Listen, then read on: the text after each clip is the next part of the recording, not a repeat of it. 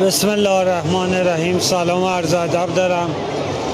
اجازه بدید من به کشورم، به ملتم و به این تیم افتخار کنم. بازی بسیار بازی زیبایی بود. من لذت بردم، حتما همه لذت بردن، ولی نمیدونم خدام با ما سر ناسازگاری داره دیگه. حالا به هر حال میتونستیم برنده باشیم، شانسای زیادی داشتیم و بدشانسی آوردیم. تقریبا با یه موقعیت یه گل خوردیم، با 10 تا موقعیت نزدیم. گلمون هم حالا میگن 5 سانتی متر بوده دیگه. اینم جزئی از فوتباله دیگه. من زیاد نمیتونم صحبت کنم چون مزد زحمتمون رو نگرفتیم تو این 3 تا بازی. همه 5 سانت و 10 سانت و نمیدونم 30 سانت.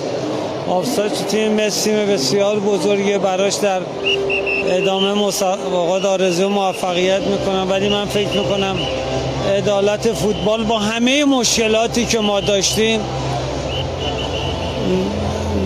انجام نشد برای ما. واقعا این عدالت نبود. حالا نمیدونم، اینم شاید یه آزمایشی خدا داره منو آزمایش میکنه.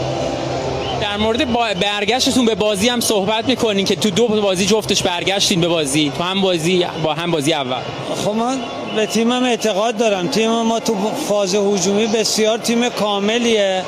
حالا متاسفانه پنالتی هم خراب کردیم دیگه. حالا منتظریم ببینیم تا فردا بازی ها چی میشه، ولی از همه طرفدارا، تماشاچیای ایران، چه داخل استادیوم چه خارج از استادیوم تشکر میکنم. خدا حافظشون. خیلی